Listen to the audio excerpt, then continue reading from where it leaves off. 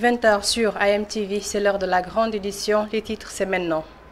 À la une de ce 20h, c'est le souhait du président Macky Sall d'introduire à l'Assemblée nationale une demande pour modifier la loi relative à l'état d'urgence. La modification de cette loi lui permettra de prendre certaines décisions sans consulter l'Assemblée nationale.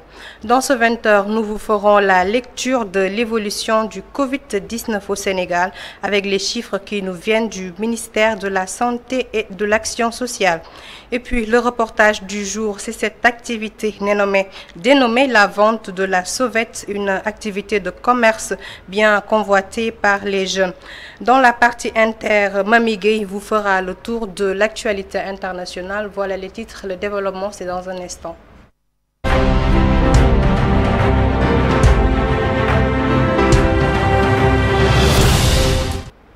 Bonsoir, merci de nous rejoindre dans ce 20h que nous ouvrons avec la lecture du point Covid-19 au Sénégal.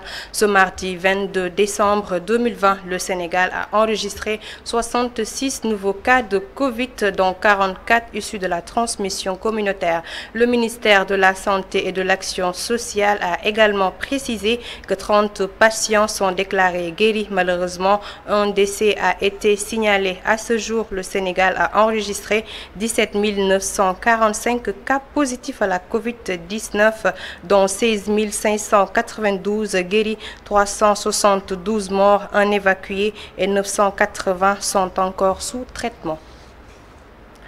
Le président de la République, son Excellence, M. Macky Sall, va saisir l'Assemblée nationale en vue d'une modification de la loi relative à l'état d'urgence. Cette modification va entraîner beaucoup de changements. Pour plus de détails, suivez ce récit signé Adama Faye.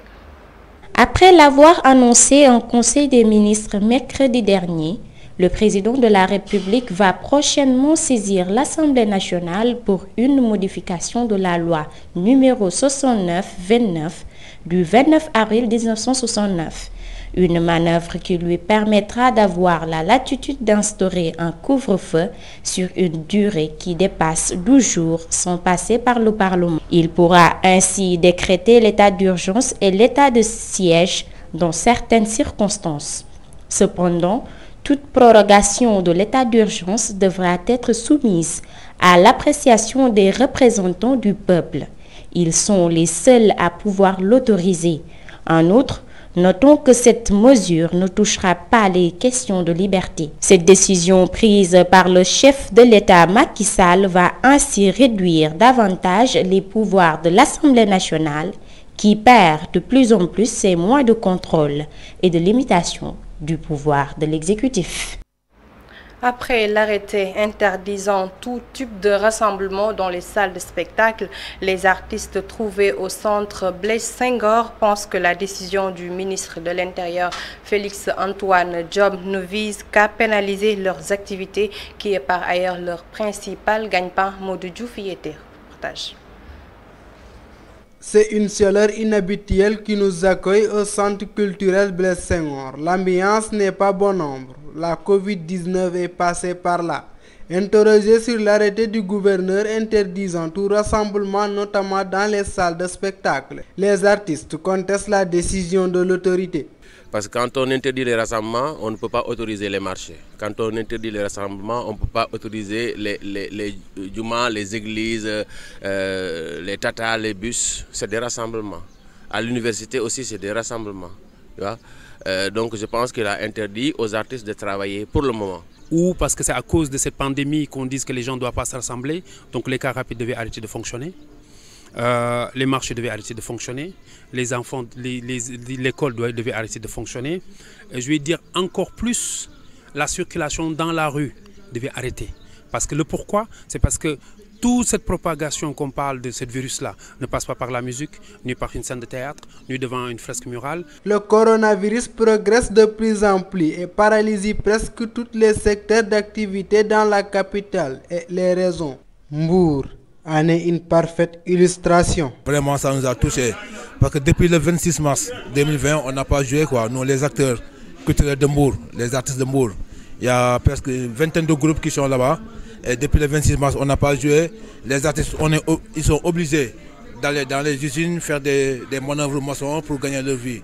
Toutefois, les acteurs culturels demandent l'assouplissement des mesures pour pouvoir poursuivre leurs activités. Par ailleurs, ces derniers organisent un sitting ce mercredi à la place de la Nation. Demain, on appelle tout le monde à venir quand même manifester pour dire aux autres que nous voulons travailler. Si on avait une autre alternative, je pense qu'il n'y aurait même pas de sitting. Mais il n'y a pas d'autre alternative. Il faut quand même nous faire entendre que le gouvernement, que l'État sache que l'art, c'est l'artiste travaille, c'est un boulot. Il faut qu'on respecte notre métier, il faut qu'on respecte notre profession. Tout compte fait, les artisans doivent prendre leur mal en patience, car la Covid-19 ne dit pas son dernier mot.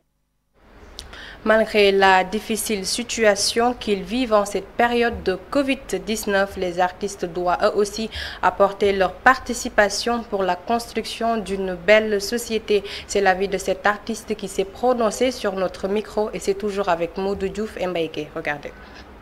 Mais déjà, je veux dire que dans un pays où les gens ne sont pas épanouis, la population serait très difficile à gérer. Je pense que les sociologues vous le diront, les psychologues vous le diront. L'art fait partie de la médecine, en fait. L'art, nous sommes des médecins, nous soignons la population. Mais ce n'est pas de l'amusement, c'est de l'épanouissement, c'est du divertissement. Et un peuple doit être à un moment donné le divertissement, même pour l'enfant. Il faut qu'il se divertisse pour avoir un développement personnel. Et c'est exactement ce qu'il en est pour l'art et la population. La culture, on a dit que c'est au début et à la fin de tout développement. Et on ne peut pas trop quantifier l'apport économique de la culture. C'est ça le problème au Sénégal. Il n'y a pas de statistiques qui puissent quantifier. Par rapport aux États-Unis qui vous disent qu'il y a 500 billions de dollars que l'économie culturelle injecte dans le développement de leur pays. Et puis en bref, dans ce 20h, pour protester contre la baisse du prix aux producteurs de 300 francs à 250 francs le kilo, les paysans du bassin arachidier prônent le boycott. Regroupés au sein d'une plateforme, ils vont effectuer une tournée pour demander à leurs membres de garder leurs produits. Ils préfèrent garder leurs graines plutôt que de les céder à 250 francs le kilo. Et puis, la vente de la sauvette bat son plein dans la capitale sénégalaise, une activité de commerce qui attire de plus en plus de jeunes dans les parages de Grand Dakar et de Jaune A. Ces jeunes que Bakary Cissé a interrogés gagnent timidement leur vie. Reportage. Bon nombre de jeunes se débrouillent au quotidien dans la vente à la sauvette. Ils arpentent les artères de Dakar en pleine circulation. En temps normal, ils s'en sortent tant bien que mal, mais en cette période de la pandémie de Covid-19, c'est la période de vaches maigres. Vraiment, comme le coronavirus était comme ça, on a débrouillé comme ça. Ça peut débrouiller, même pas les travail là-bas. Nous ne sommes pas, il n'y a pas de l'argent, c'est un débrouillé. Cette vente à la sauvette est contrastée avec l'insécurité et le danger permanent dans la circulation. Non, cette situation-là, c'est pas bon, mais c'est comme ça, la voiture là, c'est à Porsche là. Ouais, ça fait un danger, mais il y a des coronavirus, ça fait un danger quoi. Même pas dit, même pas docteur dit, même pas un mètre, mais ça ne va pas quoi. En revanche, une frange de la population magnifie leur activité et invite l'État à soutenir ces débrouillards. Si, parce que l'État est le principal responsable de tout ça. Donc, puisqu'il est responsable, c'est lui qui doit accompagner tout le monde. Vous voyez, parce que même si les gens qui font ces trucs-là, même si ce n'est pas des gens qui sont diplômés, mais aussi il y a un moyen pour les aider, pour les assister. Vous voyez, il faut prendre l'exemple d'autres pays. Vous voyez, même si on vous dit que sur la route, c'est interdit la vente, mais au moins vous devez trouver quelque chose pour au moins essayer de faire le cumul pour que les gens là, même s'ils ne sont pas des diplômés, pour avoir quelque chose au moins pour se cadrer quelque part. Vous voyez. La vente à la sauvette est de plus en plus prisée par bon nombre de jeunes pour gagner leur vie et subvenir aux besoins de leur famille. Et puis en bref, dans ce 20h, le président élu Joe Biden a reçu sa première dose du vaccin Pfizer-BioNTech contre le Covid-19.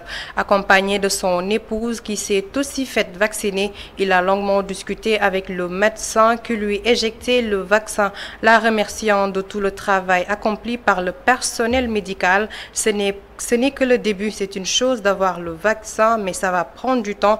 Portez vos masques, gardez vos distances, c'est très important car nous ne sommes pas encore sortis de tout ça, a déclaré Joe Biden. À présent, l'actualité internationale, c'est avec Mamigé. Regardez.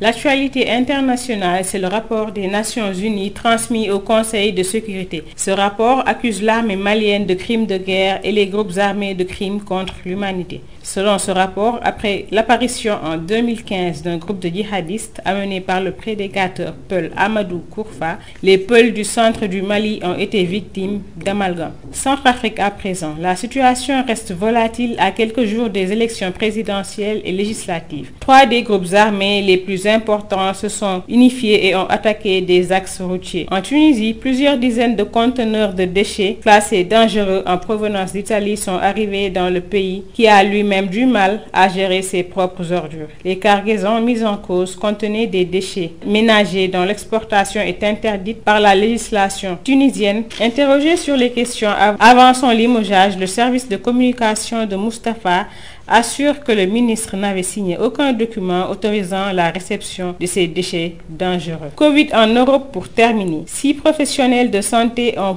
été poursuivis par le Conseil national de l'ordre des médecins pour les propos polémiques sur l'épidémie Covid en rapport avec Didier Raoult. En effet, ils avaient déclaré que les malades du Covid sont une aubaine financière. Sport à présent pour terminer ce 20h Coupe de la CAF. L'équipe du Jaraaf va engager son match contre le San Pedro de Côte d'Ivoire. La rencontre est prévue ce mercredi. Selon Malik Daf, l'entraîneur, tout sera mis en place pour voyager plus facilement lors de la première manche de retour. Et cela passe par un bon résultat dès ce mercredi. Nous allons tout faire pour gagner, a déclaré Malik Daf. Voilà donc, c'était l'élément de sport qui m'a fin à ce 20h que j'ai eu le plaisir de vous présenter. L'info ne finit jamais sur amtv.sn. Bonsoir.